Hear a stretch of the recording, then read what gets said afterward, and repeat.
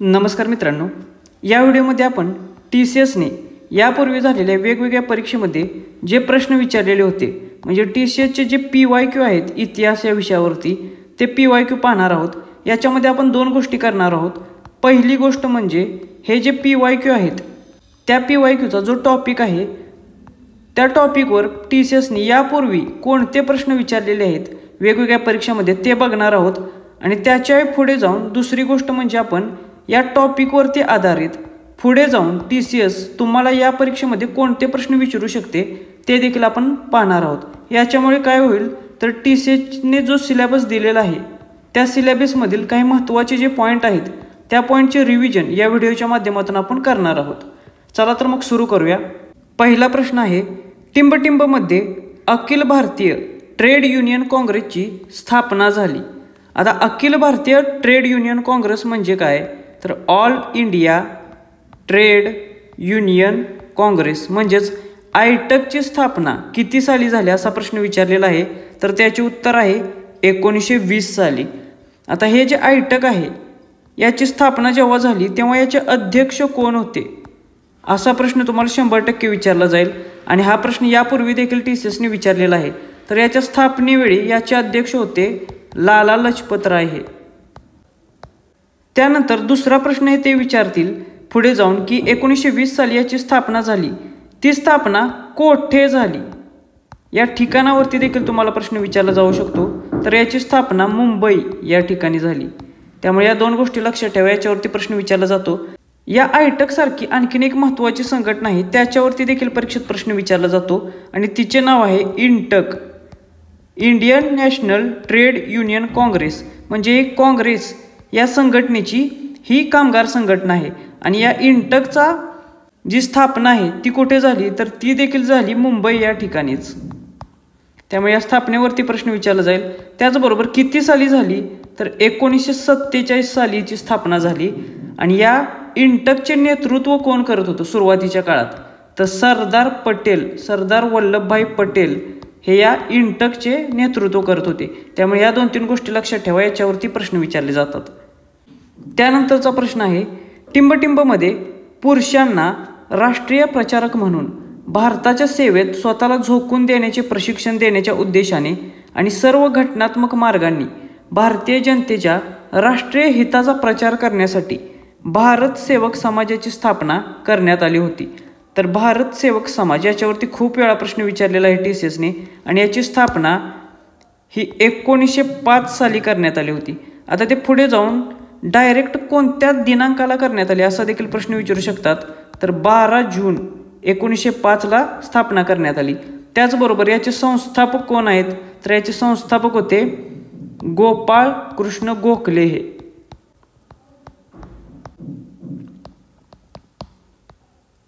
तर या दोन गोष्टी लक्षात ठेवा, 12 जूनला स्थापना आणि संस्थापक आहेत गोपाळ कृष्ण गोखले हे। त्याचबरोबर कशासाठी स्थापना करण्यात आली तर भारतीय जनतेला भारताच्या सेवेत सामावून घेण्यासाठी प्रशिक्षण देणे आणि राष्ट्रीय हिताचा प्रचार करणे यासाठी। या दोन गोष्टी लक्षात ठेवा। आणखीन एक गोष्ट इथे राहिली की याची जी स्थापना झाली ही कोठे करण्यात आलेली तर ही स्थापना पुणे येथे करण्यात आलेली। हा देखील PYQ आहे, याच्यावरती देखील प्रश्न विचारून झालेला आहे। त्यानंतरचा प्रश्न आपण बघूया, खालीलपैकी कोणती योग्य जुळणी आहे तर हा प्रश्न इथे चुकलेला आहे, इथे अयोग्य जुळणी विचारायची होती त्यांना, अयोग्य। तर दिलेल्या पर्यायांपैकी कोणती जोडी अयोग्य आहे ते आपण बघूया। केशवचंद्र सेन यांनी भारतीय ब्राह्मो समाजाची स्थापना केली का तर हो, हे बरोबर आहे। केशवचंद्र सेन यांनी भारतीय ब्राह्मो समाजाची स्थापना 1866 साली केली। हे साल लक्षात ठेवा, याच्यावरती प्रश्न येऊ शकतो। त्यानंतर देवेंद्रनाथ टागोर यांनी आदी ब्राह्मो समाजाची स्थापना केली का तर हे बरोबर आहे, त्यांनी याची स्थापना 1865 साली केलेली। त्यामुळे हे देखील साल लक्षात ठेवा। त्याचबरोबर महात्मा ज्योतिबा फुले यांनी सत्यशोधक समाजाची स्थापना केलेली का तर हो, महात्मा फुले यांनी 1873 साली सत्यशोधक समाजाची पुणे येथे स्थापना केलेली। त्यामुळे हे 3 बरोबर आहेत। मात्र पहिला जो दिलेला आहे दयानंद सरस्वती आणि प्रार्थना समाज, तर दयानंद सरस्वतींनी प्रार्थना समाज नाही तर आर्य समाजाची स्थापना केलेली। त्यामुळे हे लक्षात ठेवा, याच्यावरती प्रश्न येतो. आणि ही स्थापना त्यांनी 1875 साली केलेली. त्यामुळे पर्याय क्रमांक 1 ही अयोग्य जोडी आहे. आणि आपल्याला इथे प्रार्थना समाजाची स्थापना देखील माहीत असणं आवश्यक आहे. तर प्रार्थना समाज जो आहे त्याची स्थापना ही कोणी केली, तर ह्याची स्थापना ही आत्माराम पांडुरंग तरखडकर यांनी केलेली होती. त्यामुळे हे लक्षात ठेवा, याच्यावरती परीक्षेत प्रश्न विचारला जातो. त्याचबरोबर आता हे जे 2 आहेत हे ब्राह्मो समाजाशी संबंधित आहे. याच्याशी तिसरी एक संस्था संबंधित आहे, तिचं नाव आहे साधारण ब्राह्मो समाज. हे जे 3 समाज आहेत ते ब्राह्मो समाजातून तुटून बाहेर पडलेले आहेत आणि त्यांची वेगवेगळी स्थापना झालेली आहे.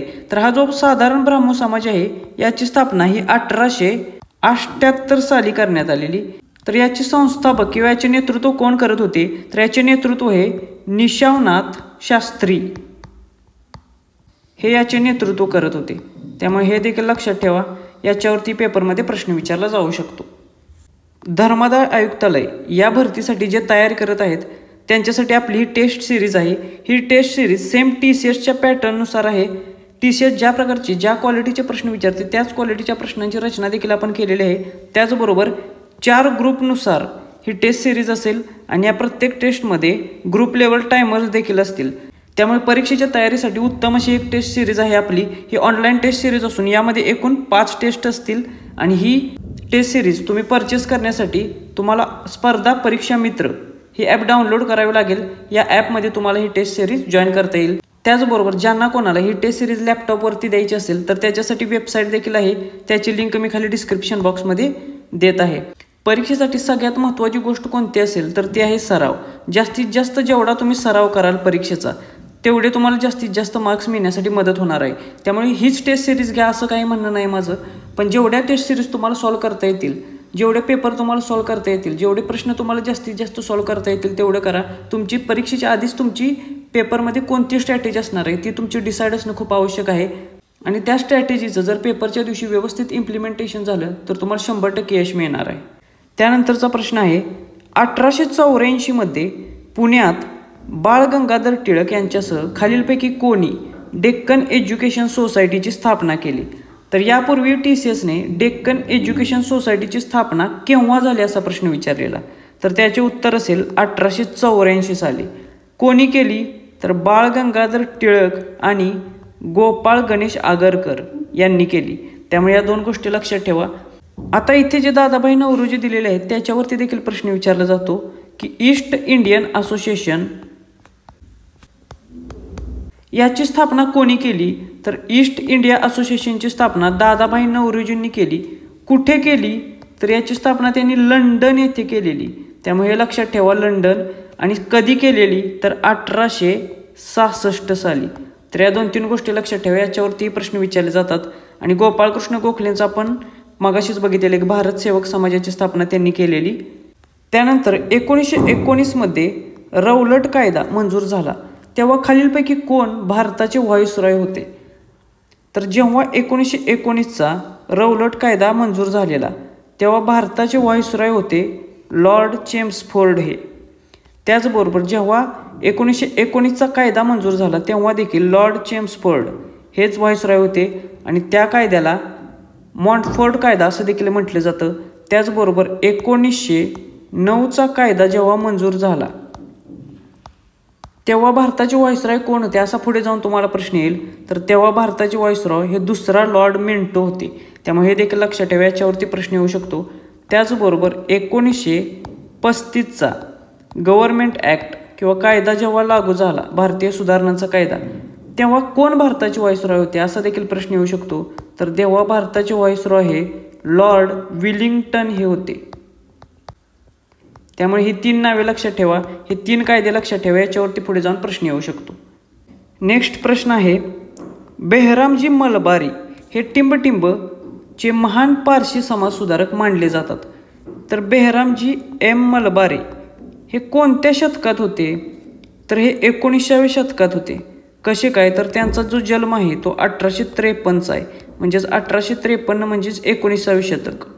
त्यामुळे 19व्या शतकातील ते महान पारशी समाज सुधारक होते.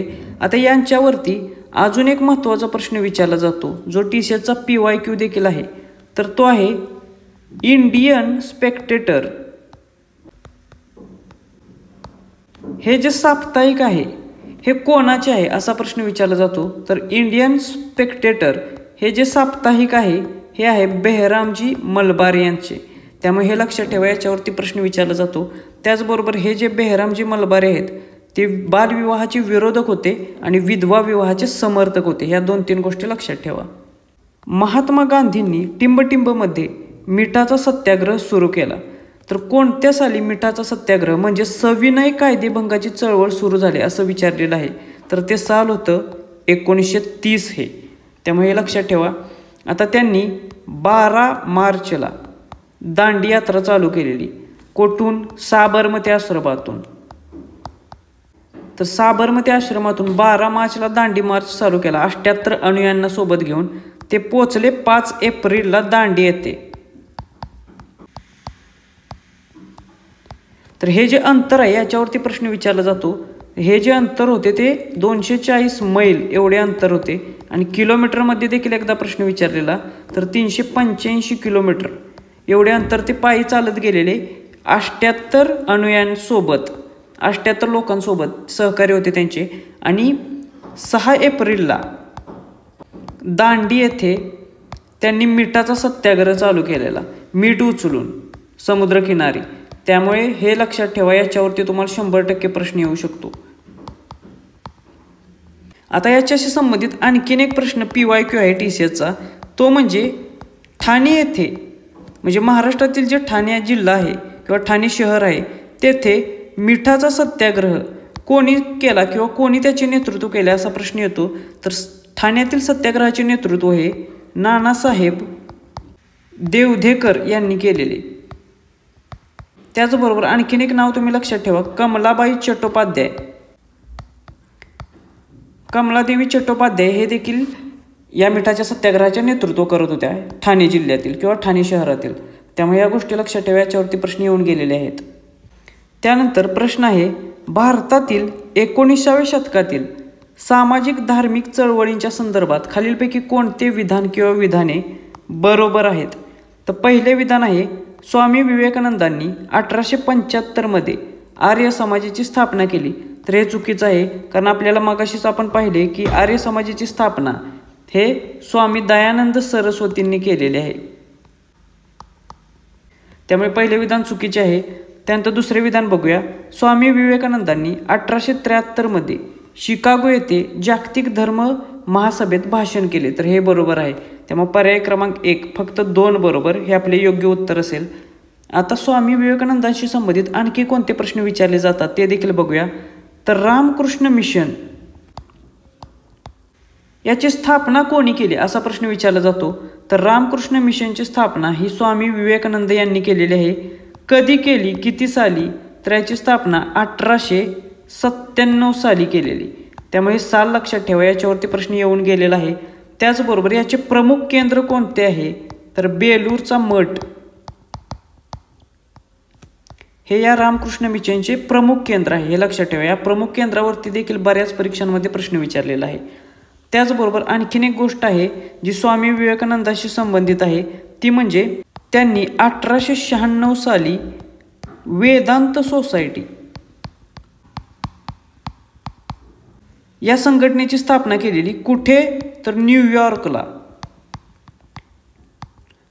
त्यामुळे हे देखील लक्षात ठेवा, कदाचित याच्यावरती देखील ते पुढे जाऊन प्रश्न विचारू शकतात. प्रश्न आहे भारतातील 19व्या शतकातील सामाजिक धार्मिक चळवळींच्या संदर्भात खालीलपैकी कोणते विधान किंवा विधाने योग्य आहेत. पहिले विधान आहे कलकत्त्यामध्ये ईश्वरचंद्र विद्यासागर यांनी ब्राह्मसभेची स्थापना केली, जिला नंतर ब्रह्मो समाज म्हणून ओळखले जाऊ लागले. तर हे चुकीचे आहे. आपल्याला माहित आहे ब्राह्मो समाजाची स्थापना ही राजा राममोहन रॉय यांनी केलेली आहे. राजा राममोहन रॉय हे ब्राह्मो समाजाचे संस्थापक आहेत आणि हा ब्राह्मो समाजाची स्थापना त्यांनी 28 ऑगस्ट 1828 केलेली. ही तारीख लक्षात ठेवा, याच्यावरती TCSने प्रश्न विचारलेले आहेत. त्यानंतर पुढचे विधान आहे केशवचंद्र सेन हे ब्राह्मो समाजाच्या मुख्य नेत्यांपैकी एक होते. हे मगाशीच आपण बघितलेले आहे, त्यामुळे दुसरे विधान बरोबर आहे. त्यामुळे पर्याय क्रमांक 4 केवळ योग्य विधान दुसरे आहे. आता ब्राह्मो समाजाशी संबंधित आणखीन एक प्रश्न TCS तुम्हाला विचारू शकते. तो म्हणजे या ब्राह्मो समाजातील तत्वांचा प्रसार करण्यासाठी कोणते साप्ताहिक राजा राममोहन रॉय यांनी सुरू केलेले? तर त्या साप्ताहिकाचे नाव होते संवाद कौमुदी हे. किंवा असा देखील प्रश्न येऊ शकतो की राजा राममोहन रॉय यांचे साप्ताहिक कोणते आहे किंवा वृत्तपत्र कोणते आहे? तर त्याचे नाव आहे संवाद कौमुदी हे. खालीलपैकी कोण हे महात्मा गांधींचे राजकीय समुपदेशक होते? म्हणजेच महात्मा गांधींचे राजकीय गुरु कोण होते असं इथे विचारलेलं आहे. तर महात्मा गांधींचे राजकीय गुरु होते गोपाळकृष्ण गोखले हे. आता गोपाळकृष्ण गोखलेंचे राजकीय गुरु कोण होते असा देखील प्रश्न येऊ शकतो. तर यांचे राजकीय गुरु होते न्यायमूर्ती रानडे, महादेव गोविंद रानडे हे गोपाळकृष्ण गोखलेंचे गुरु होते.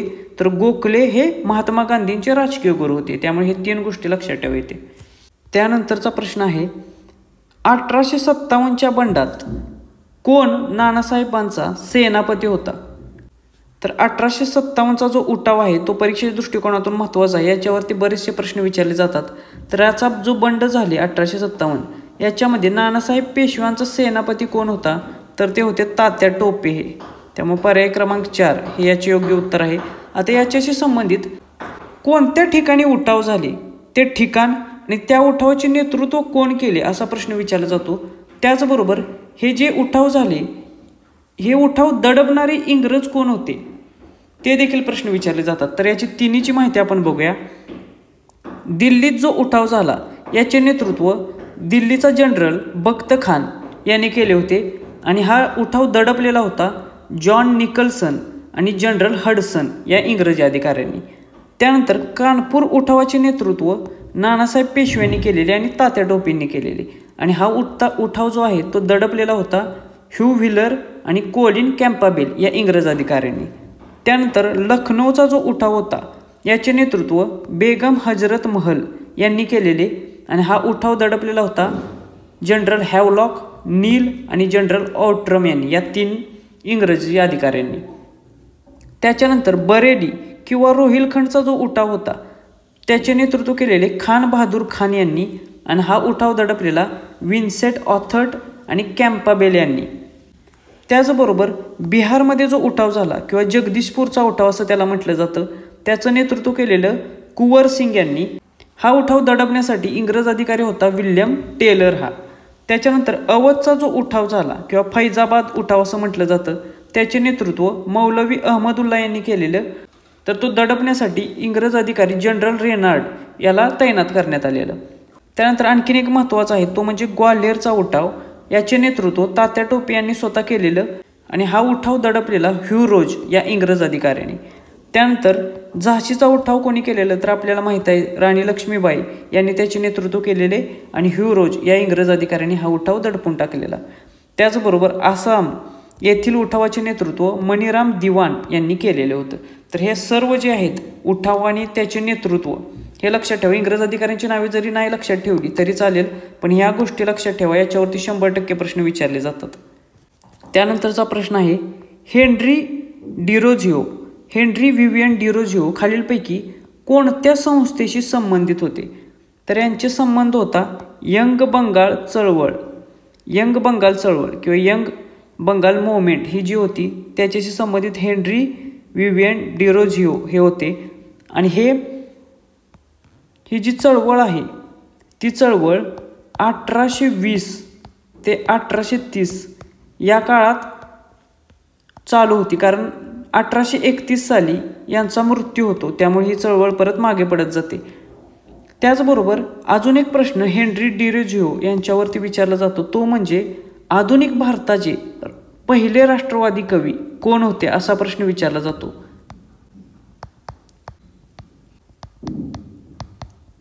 तर आधुनिक भारताचे पहिले राष्ट्रवादी कवी म्हणून हेनरी डिरोझिओ यांची ओळख आहे त्यामुळे हे देखील लक्षात ठेवा. याच्यावरती प्रश्न येतो. त्यानंतरचा प्रश्न आहे ताराबाई शिंदे यांच्या संदर्भात खालीपैकी कोणती विधाने सत्य आहेत?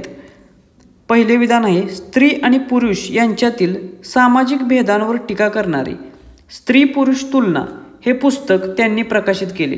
तर हे बरोबर आहे. स्त्री पुरुष तुलना हे पुस्तक त्यांनी 1882 साली प्रकाशित केलेले. हे साल लक्षात ठेवा. याच्यावरती कदाचित TCS तुम्हाला प्रश्न विचारू शकते. दुसरे विधान आहे पतीच्या नातेवाईकांकडून वाईट वागणूक मिळालेल्या विधवांना आश्रय देण्यासाठी त्यांनी पुण्यात विधवा गृहाची स्थापना केली. तर हा जो विधवा गृह आहे याची स्थापना पंडिता रमाबाईंनी केलेली. त्यामुळे हे विधान देखील लक्षात ठेवा. हे विधान पंडिता रमाबाईंशी संबंधित आहे. याच्यावरती TCS प्रश्न विचारू शकते. त्यामुळे पहिले विधान बरोबर असल्यामुळे केवळ 1 हे आपले योग्य उत्तर आहे. त्यानंतर भारतात शस्त्रास्त्र कायदा आर्म्स ॲक्ट कोणत्या वर्षी मंजूर झाला? तर आर्म्स ॲक्ट हा 1878 साली मंजूर झालेला. आणि त्यावेळी हा कायदा कोणी मंजूर केलेला? तर त्यावेळेचा व्हाईसरॉय लॉर्ड लिटन यांनी हा कायदा मंजूर केलेला. त्यामुळे हे लक्षात ठेवा, लॉर्ड लिटन. त्याचबरोबर 1878 साली आणखीन एक कायदा मंजूर झालेला. त्याच्यावरती देखील सेम अशाच प्रकारचा प्रश्न येऊ शकेल. द व्हर्नॅक्युलर प्रेस ॲक्ट किंवा भारतीय वृत्तपत्रांचा कायदा असं त्याला म्हटलं जातं. तर हा जो कायदा आहे हा देखील 1878 सालचाच आहे. आणि हा कायदा देखील लॉर्ड लिटन यानेच मंजूर केलेला आहे. तर हे 2 कायदे लक्षात ठेवा. कोणी केलेले? लॉर्ड लिटन हे लक्षात ठेवा आणि साल लक्षात ठेवा. त्यानंतर लाहोर शहरात खालीलपैकी कोणत्या वर्षी काँग्रेसचे वार्षिक अधिवेशन भरलेले होते? तर लाहोर शहरात भरपूर अधिवेशन झालेले आहेत. मात्र दिलेल्या पर्यायांपैकी 1929 हे योग्य उत्तर आहे. आणि हे जे अधिवेशन आहे 1929चे ते रावी नदीकाठी भरलेले होते. आणि या अधिवेशनाचे अध्यक्ष होते जवाहरलाल नेहरू हे. त्यामुळे पुढे जाऊन ते तुम्हाला याचे अध्यक्ष कोण होते 1929च्या अधिवेशनाचे असा प्रश्न विचारू शकतात. तर त्याचे उत्तर असेल नेहरू. आणि नेहरूंनीच मग या रावी नदीच्या काठी अधिवेशनाच्या शेवटच्या दिवशी तिरंगा झेंडा फडकवलेला स्वातंत्र्याचं प्रतीक म्हणून. त्यामुळे हे देखील लक्षात ठेवा. त्यानंतरचा प्रश्न आहे आंबेडकरांनी कोणत्या वर्षी मंदिर प्रवेश आंदोलन सुरू केले ज्यात महार जातीचे त्यांचे सर्व अनुयायी सहभागी झालेले होते?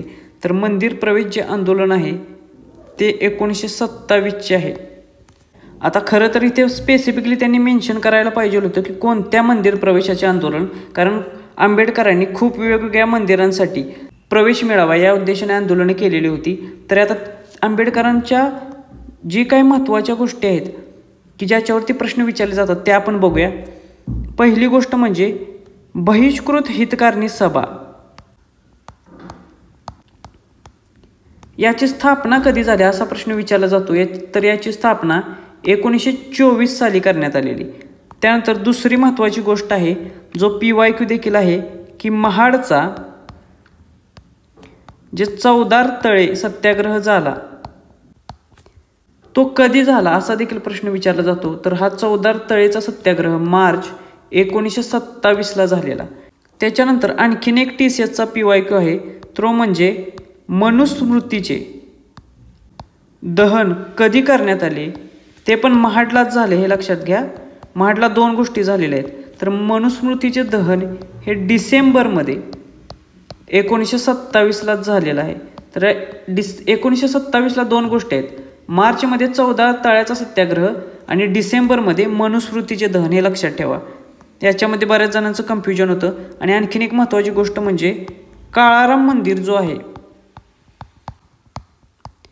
त्याचा सत्याग्रह कधी झाला असा देखील प्रश्न TCS तुम्हाला पुढे जाऊन विचारू शकते. तर काळाराम मंदिर सत्याग्रह जो झाला तो झाला किंवा त्याची सुरुवात झाली मार्च 1930 साली. तर या 4 गोष्टी लक्षात ठेवा. याच्यावरती खूप वेळा प्रश्न विचारलेले आहेत आणि पुढे देखील याच्यावरती प्रश्न येणार आहेत. त्यानंतर कोणत्या अधिनियमानुसार भारतात प्रांतीय स्वायत्तता विहित केली गेली आहे? तर प्रांतीय स्वायत्तता ही जी मिळाली ती 1935चा जो भारत सरकारचा अधिनियम होता त्याच्यानुसार मिळाली. त्यामुळे पर्याय क्रमांक 3 हे याची योग्य उत्तर आहे. त्याचबरोबर 1935च्या कायद्याने आणखीन एक गोष्ट झाली ती म्हणजे केंद्रात द्विशासन पद्धती लागू झाली. तर परीक्षेत तुम्हाला TCS असा प्रश्न विचारेल की केंद्रामध्ये द्विशासन पद्धती कोणत्या कायद्यानुसार लागू करण्यात आली? तर त्याचे उत्तर असेल 1935चा भारत सरकार अधिनियम.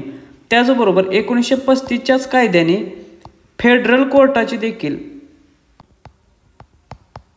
तरतूद करण्यात आली होती. त्यामुळे 1937 साली फेडरल कोर्टाची जी स्थापना झाली ती 1935च्या कायद्यानुसार झालेली आहे. त्यानंतर बंकिमचंद्र चटर्जी यांनी खालीलपैकी कोणती रचना केलेली आहे? तर बंकिमचंद्र चटर्जी यांनी आनंदमठ ही कादंबरी लिहिलेली होती. ते 1882 साली त्यांनी रचलेली आणि याच आनंदमठमधून भारताचे वंदे मातरम जे आहे ते घेतलेले आहे. त्यामुळे हे देखील लक्षात ठेवा, वंदे मातरम हे कोठून घेतलेले आहे? तर आनंदमठ या बंकिमचंद्र चटर्जी यांच्या पुस्तकातून. त्यानंतर प्रश्न 19वा, पतीच्या नातेवाईकांकडून वाईट वागणूक मिळालेल्या विधवांना आश्रय देण्यासाठी टिंबटिंब यांनी पुणे येथे विधवा गृहाची स्थापना केली. आता आपण मागाशीच बघितलेलं, तुम्ही जर काळजीपूर्वक हा व्हिडिओ बघत असेल तर तुमच्या लक्षात आले असेल, हा जो प्रश्न आहे इथे जे विधान दिलेलं आहे तेच विधान तुम्हाला आहे असे नेक्स्ट एका पेपरमध्ये कोणत्या तरी क्वेश्चन म्हणून विचारलेलं आहे. त्यामुळे लक्षात घ्या, PYQचा खूप महत्त्वाचा फायदा असतो परीक्षेमध्ये. तर हे जे पतीच्या नातेवाईकांकडून वाईट वागणूक मिळालेल्या विधवांना आश्रय देण्यासाठी पुणे येथे विधवा गृह स्थापन केलेलं पंडिता रमाबाई यांनी.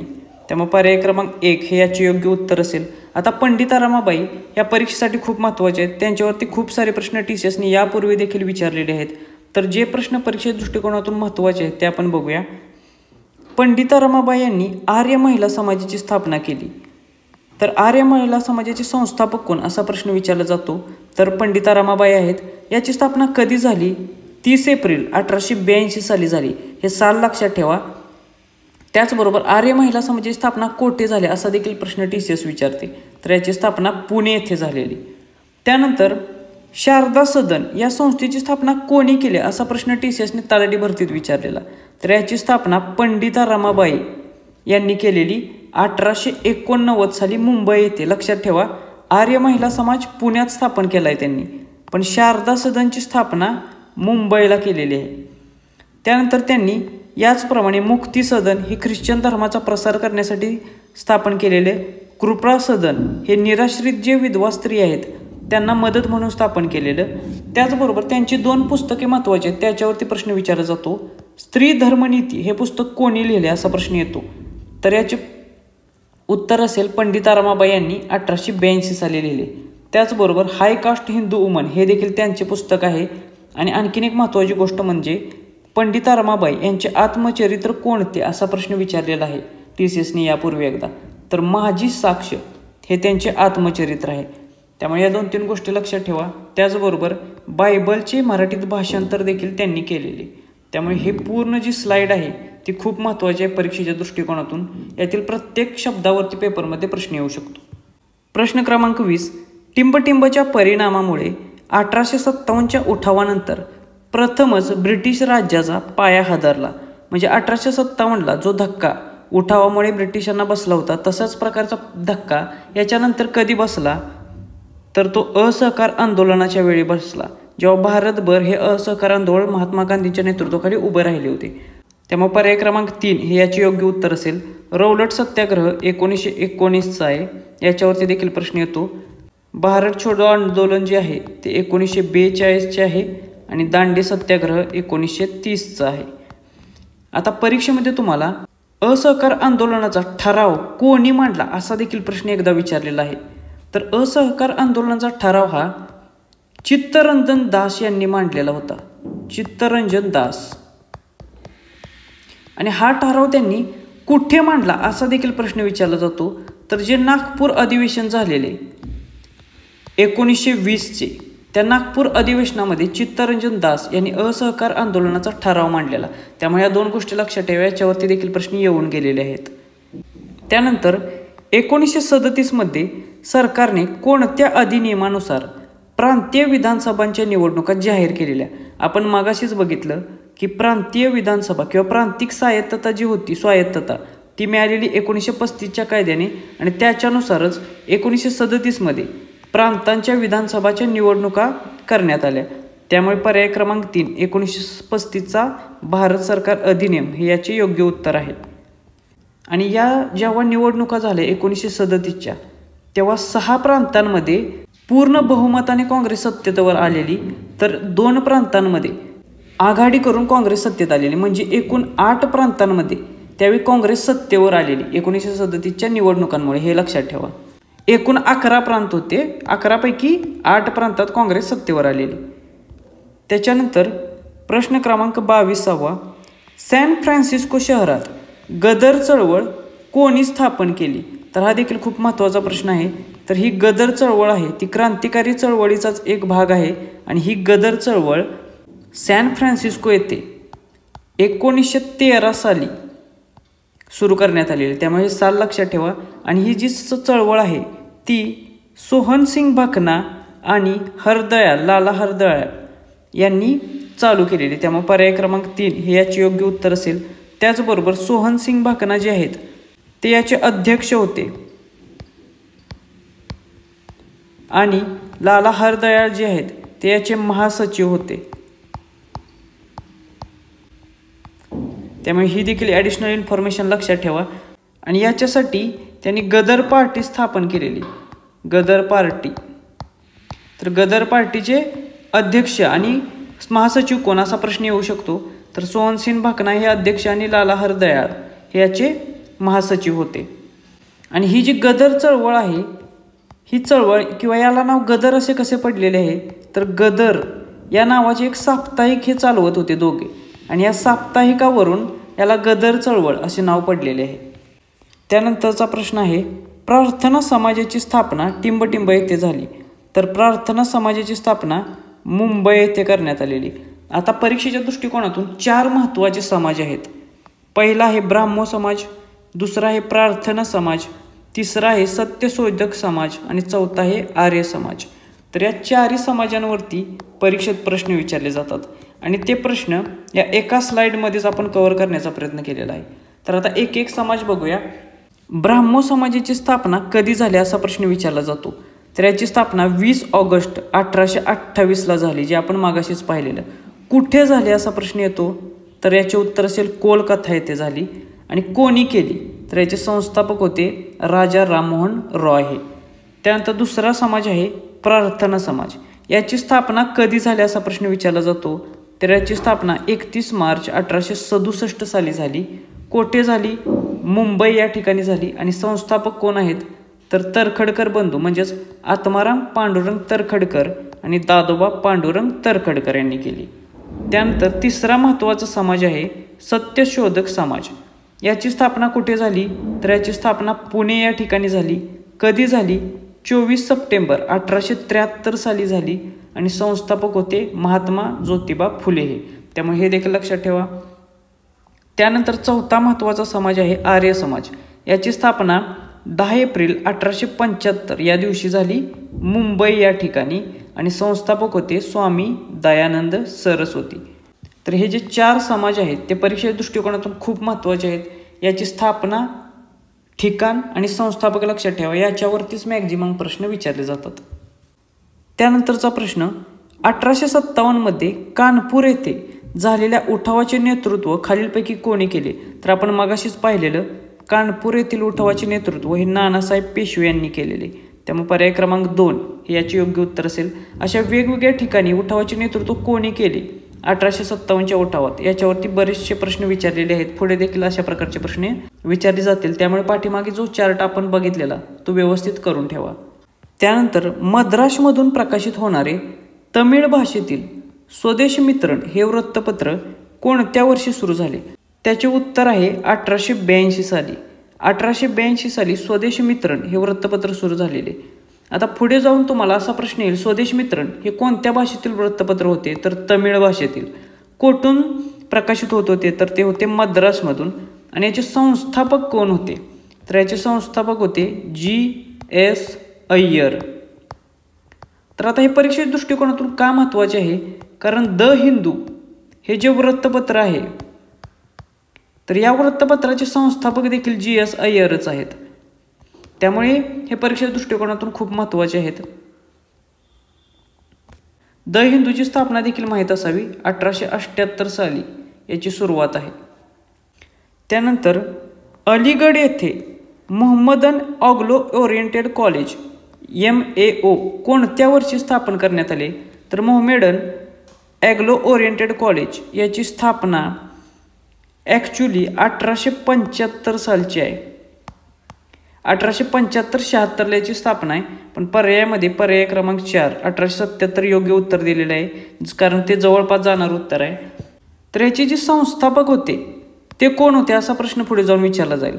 तर सर सय्यद अहमद खान हे याचे संस्थापक होते. सर सय्यद अहमद खान हे मुस्लिम धर्मसुधारणेशी खूप महत्त्वाचे असलेले नाव आहे, त्यामुळे याच्यावरती खूप सारे प्रश्न परीक्षेत विचारले जातात. तर सर सय्यद अहमद खान यांनी 1875ला मोहम्मदन ॲग्लो ओरिएंटेड कॉलेजची स्थापना केलेली.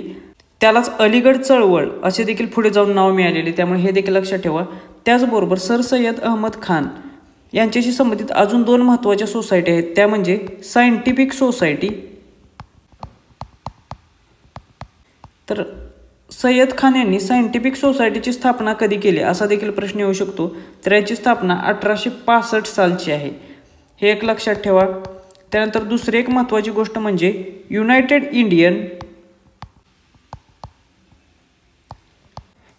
इंडिया पेट्रियाटिक सोसायटी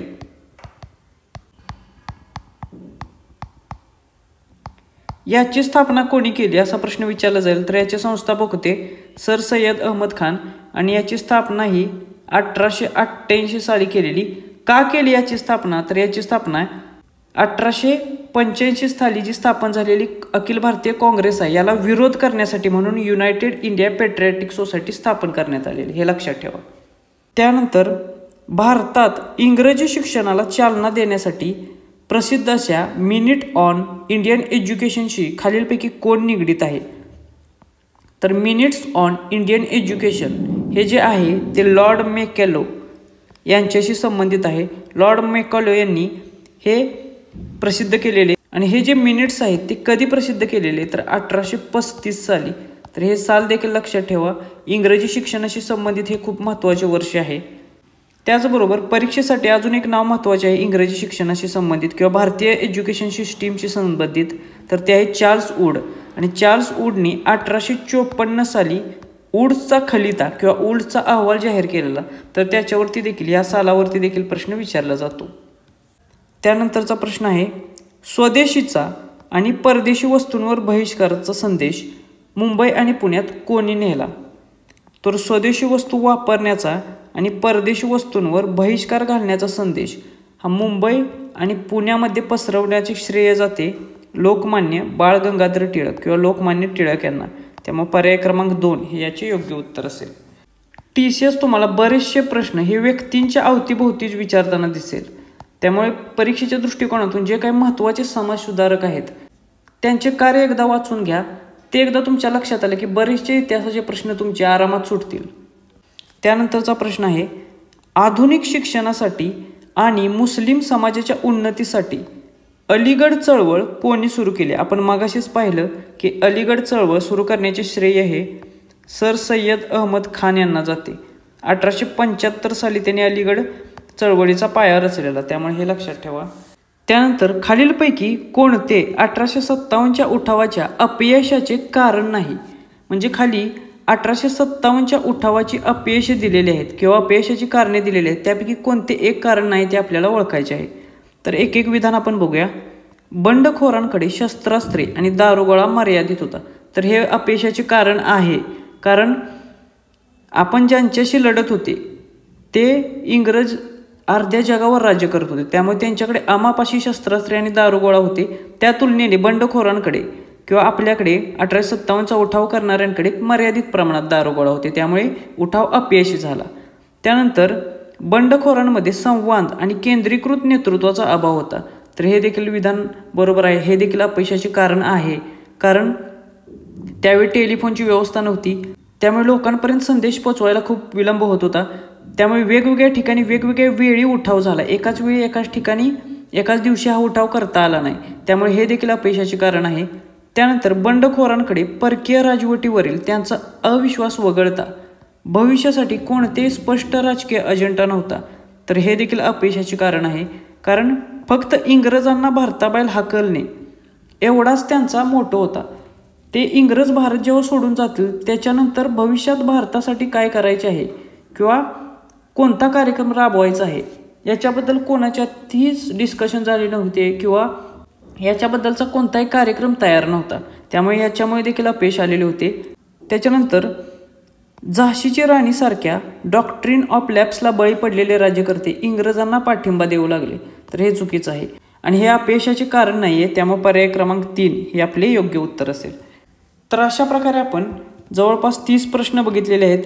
हे सर्व प्रश्न TCSचे PYQ आहेत आणि हे सर्व प्रश्न सिलेबसला धरूनच आहेत. सिलेबसमध्ये जे टॉपिक दिलेले आहेत त्या टॉपिकवरचेच हे सर्व प्रश्न आहेत.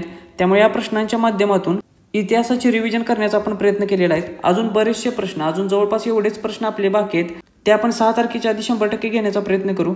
त्याचबरोबर परीक्षेमध्ये जे आपल्याला विषय दिलेले आहेत त्या प्रत्येक टॉपिकवर एक तरी रिव्हिजनचा व्हिडिओ माझ्याकडून 100% तुम्हाला येणार आहे. नेक्स्ट व्हिडिओ आपण इंग्लिशवरती घेऊ. इंग्लिशचे जे काही महत्त्वाचे व्होकॅब्युलरीचे PYQ आहेत ते PYQ घेण्याचा मी प्रयत्न करणार आहे. त्याचबरोबर तुम्हाला अभ्यासात मदत करण्यासाठी आपले हे 2 कोर्सेस आहेत. चालू घडामोडींच्या एक नोट्सचा कोर्स आहे, त्यामध्ये 2025 या वर्षातील जानेवारी ते डिसेंबरपर्यंतच्या चालू घडामोडींचा समावेश असणार आहे. या चालू घडामोडींच्या नोट्स तुम्हाला डाउनलोड करून प्रिंट देखील काढता येतील. त्याचबरोबर दुसरा जो आपला कोर्स आहे तो मागाशी सांगितल्याप्रमाणे ऑनलाईन टेस्ट सिरीज आहे. याचा तुम्हाला परीक्षेसाठी 100% फायदा होईल. त्यामुळे जास्तीत जास्त टेस्ट सोडवा, जास्तीत जास्त प्रॅक्टिस करा, जेणेकरून परीक्षेसाठी तुमचा एक रिदम तयार होईल. ज्यांनी अजून ही आपली टेस्ट सिरीज जॉईन केलेली नसेल ते जॉईन करू शकतात. त्याच्यासाठी स्पर्धा परीक्षा मित्र हे आपले ॲप डाउनलोड करा. त्या ॲपवरती तुम्हाला आपले दोन्ही कोर्सेस मिळून जातील. या ॲपची लिंक खाली आपल्या डिस्क्रिप्शन बॉक्समध्ये दिलेली आहे. त्याचबरोबर परीक्षेच्या संदर्भात आणखी काही महत्त्वाच्या गोष्टींसाठी तुम्ही आपले टेलिग्राम चॅनल देखील जॉईन करू शकता. त्याची लिंक देखील खाली डिस्क्रिप्शन बॉक्समध्ये दिलेली आहे. भेटूया नेक्स्ट व्हिडिओमध्ये. थँक्यू.